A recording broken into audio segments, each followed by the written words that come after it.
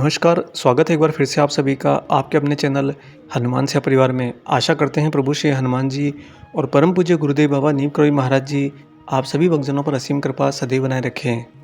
बाबा ने अद्वैत भक्ति के द्वारा ये प्रमाणित कर दिया कि श्री हनुमान होकर किस तरह से श्री हनुमान जी की आराधना की जाती है तथा शिव होकर शिव की आराधना और श्री नारायण होकर श्री नारायण की ही आराधना करना तथा भगवती होकर भगवती की आराधना करना ही अद्वैत भक्ति है।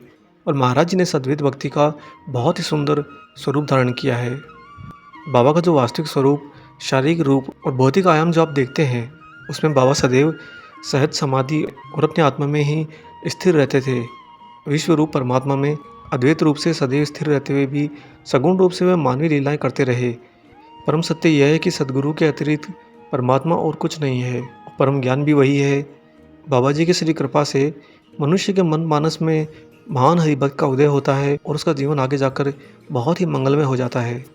दोस्तों, मेरा पूर्ण विश्वास है कि श्री बाबा समस्त प्राणियों में महाचैतन्य सच्चिदानंद रूप में विद्यमान हुए निवास करते हैं। वे सर्वव्यापक हैं और श्री नारायण से अभिन्न हैं तथा जो निर्गुण निराकार अद्वैत अजर अमर अविनाशी सच्चिदानंद परमात्मा हैं, वही भक्तों के निमित्त कैंची में श्री बाबा नीम करोली महाराज के रूप में, जो कि सगुण ब्रह्म के रूप में अवतरित हुए हैं और एक अपरिचित अनंत सत्य तथा अपरिवर्तनशील सिद्धांत जिसके अंतर्गत ये सारा विश्व है, श्री बाबा नीम करोली में वह आविर्भूत हुआ है। यह अमूल्य निधि केवल सद्गुण संपन्न और भाग्यशाली भक्तों को ही प्राप्त होती है, जिन्होंने बाबा को केवल सामान्य पुरुष समझा। वे यथार्थ में वास्तव में अभागे हैं और वे उसी अभागेपन में यहाँ वहाँ पर बस डोलते रहते हैं जब तक कि महाराज जी स्वयं उन्हें न बुला लें। और जब इन लोगों को कभी अचानक से किसी हनुमान मंदिर जाने को मिलता है या किसी कहने पर किसी धाम में जाने का अवसर मिलता है, तो ये पहचान ही नहीं पाते कि उन्हें तो महाराज जी बुला रहे हैं, क्योंकि बाबा के अभागेपन से वह पर्दा हटाना चाहते हैं जिसके द्वारा ये लोग ढककर यहाँ पर बस भटक रहे हैं। बाबा का अपने पास बुलाना एक बहुत ही अलौकिक और आध्यात्मिक अनुभव होता है। ये आज आपको महाराज जी के एक भक्त का ऐसा सच्चा किस्सा सुनाएंगे जो वास्तव में अध्यात्म की बहुत ही गहराई को प्रस्तुत करता है और महाराज जी के अपरंपार लीला को बहुत ही सुंदरतम तरीके से दर्शाता भी है। इससे पहले हम आगे बढ़े, आपसे यहाँ पर एक छोटी सी गुजारिश करते हैं। आइए अब लेकर चलते हैं आपको सीधा महाराज जी के इस अलौकिक घटना पर। दोस्तों, यह घटना है कैंची धाम की और ये भक्त बताते हैं कि मैं श्री नीम करोली बाबा और श्री हनुमान जी के दरबार में सम्मिलित हो गया और मुझे 15 जून 1991 में वहाँ के महाभंडारे के अवसर पर कैंची में 4 दिन के विश्राम करने का शुभ अवसर भी प्राप्त हुआ। मुझे तब इसका पूर्ण बोध हुआ कि इस भंडारे के पूरे आयोजन में सद्गुरु की महान शक्ति अनवरत रूप से सभी कार्यों को संचालन करती है और महाराज जी सद्गुरु रूप में वहाँ पर साक्षात हनुमान ही हैं। आगे साझा करते हैं कि भंडारे में जहाँ प्रसाद बनता है, वहाँ पर महाराज जी के चित्र विग्रह की स्थापना कर अखंड हनुमान चालीसा का पाठ किया जाता है। उस दिन मुझे भी बाबा को हनुमान चालीसा सुनाने का बहुत ही सुनहरा मौका मिला था। इस दौरान मेरी दृष्टि वहाँ पर बाबा की रखी गई छवि पर गई, जो कि उस समय बहुत ही ज़्यादा प्रकाश में अद्भुत और अलौकिक दिख रही थी। अचानक से मेरी दृष्टि और उनके हृदय स्थल पर जाकर पूर्ण रूप से ठहर गई। अचानक मैंने ध्यान से देखा कि महाराज जी के हृदय स्थल पर बालों की संरचना कुछ इस तरह से बनी हुई है जैसे भगवान नारायण के हृदय पर भृगुपाद के चिन्ह बने हों। ये दृश्य देखकर अचानक मेरे पूरे भौतिक शरीर में एक अजीब सी सिरहन दौड़ गई, जिसके कारण मुझे बेहद आनंद की अनुभूति हुई और सहज ध्यान में बाबा के चित्र में उनके हृदय स्थान पर मुझे बहुत ही निर्मल प्रकाश के दर्शन हुए। क्या कहूँ दोस्तों, कैसे बताऊँ उस अनुभव को। जब मैंने बाबा की छवि में उनके हृदय स्थल से फूटते हुए उस सफ़ेद प्रकाश को देखा, तत्काल ही सद्गुरु बाबा जी ने बोध कराया कि उनके हृदय में श्री राम जानकी का निवास है, अतः हृदय में श्री नारायण हरि के स्थित होने से भृगुपाद के दर्शन हो रहे हैं। मुझे तो उस समय अत्यंत सुखद आश्चर्य हुआ और तत्काल ही मन में इस छवि को प्राप्त करने की शुभ इच्छा जाग उठी। मैंने मन ही मन में महाराज जी से इस बात की प्रार्थना करी कि बाबा, यदि आप मुझे इस रूप में प्राप्त हो जाते हैं तो मैं प्रति मंगलवार को आपको नियमित रूप से हनुमान चालीसा सुनाता रहूँगा। मैंने अपने मन में इस विचार की दोस्तों किसी से भी चर्चा नहीं करी थी, लेकिन शाम को बाबा के अनन्य भक्त श्री देवकांता दीक्षित जी और उनके पुत्र से मेरा प्रथम परिचय हुआ और उसी दिन हुई उस मुलाकात में दीक्षित जी के पुत्र ने सत्संग के समय कहा कि वे एक सुंदर वस्तु मुझे भेंट देना चाहते हैं। जब दीक्षित जी बाबा की वह छवि मुझे देने आए तो मेरे आश्चर्य की सीमा न रही, क्योंकि मैं उस समय भंडारे में महाराज जी की रखी गई उस छवि को देखकर आया था और कभी मैंने सपने में भी नहीं सोचा था कि महाराज जी का वही छवि चित्र मुझे भेंट के तौर पर दिया जाएगा।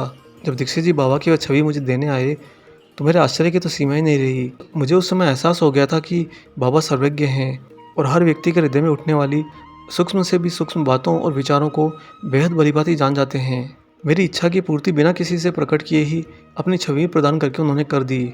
आगे ये भक्त ये भी कहते हैं कि शायद उस दिन महाराज जी ने कैंची धाम उस भंडारे के बहाने मुझे बुलाया इसके लिए था। बाबा मेरे हृदय के अंदर अपने नारायण स्वरूप को बसाना चाहते थे। उस दिन साथ ही मैं ये भी पहचान गया था कि महाराज जी खुद ही बुलाते हैं और बुलाने के पीछे कोई न कोई उनका खुद का ही मकसद होता है। हम तो अज्ञानी अभागे बिना ज्ञान के यहाँ वहाँ पर भटकते रहते हैं और न जाने भौतिक जगत के किन किन आयामों को टटोलते रहते हैं। दूर बैठे हमारे दिव्य गुरु हम पर निरंतर अपनी दृष्टि बनाए रखते हैं और साथ ही हमारे जीवन को संवारने के लिए बहुत ही अमूल्य आशीर्वाद और दैविक कृपा की संरचना करते रहते हैं। उन गुरु के श्री चरणों तक पहुँचने के लिए शायद उन्हीं के द्वारा बनाया गया ब्रिज हमारे काम आता है, जिसके ऊपर हम चलकर उन तक पहुँच पाते हैं। दोस्तों, आपने यहाँ पर देखा कि बाबा महाराज जी अपने हनुमान स्वरूप में इस प्रकृति की सारी लीलाएं बहुत ही क्षणिक घटनाओं के रूप में कर देते हैं। साथ ही महाराज जी अपने किसी भी भक्त के हृदय में उठने वाले विचारों को शांत करना ही अपनी प्राथमिकता रखते हैं और बाबा यह करके आपको सर्वोच्च आनंद प्रदान करना चाहते हैं। महाराज जी हमेशा जहाँ भी भ्रमण करते, जहाँ भी भक्तों के बीच जाया करते, हमेशा एक बात कहा करते थे, तुम सब सदा खुश रहो। दोस्तों, इस धरती पर हर जीवन के अस्तित्व का उद्गार ही खुशियों के लिए और आनंद के लिए हुआ है, क्योंकि वह जो परमपिता परमेश्वर है वह तो स्वयं ही सच्चिदानंद है, जो कि सर्वोच्च आनंद स्वयं में धारण किए हुए हैं।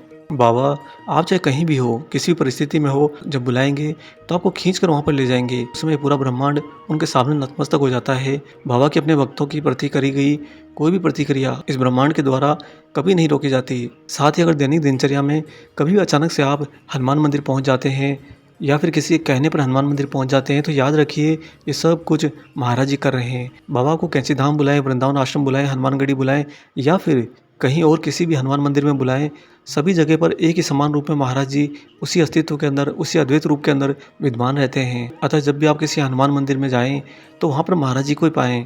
हनुमान जी की मूर्ति को देखते हुए अगर बाबा महाराज जी का स्मरण करोगे तो दोस्तों, चाहे आप दुनिया के किसी भी हनुमान मंदिर में क्यों ना हो या फिर किसी भी धाम में क्यों ना हो, बाबा महाराज जी आपको अपने दर्शन जरूर करा देंगे। और महाराज जी के उस दर्शन से आपको ये भी एहसास हो जाएगा कि जहाँ भी आपके कदम आपको लेकर गए हैं वो सारे के सारे गंतव्य स्थान पर महाराज जी ने ही आपको बुलाया है। और जब बाबा बुलाने की इच्छा रख लेते हैं तो दोस्तों, उस मार्ग में कहीं भी किंचित मात्र भी कोई कठिनाई आ ही नहीं सकती।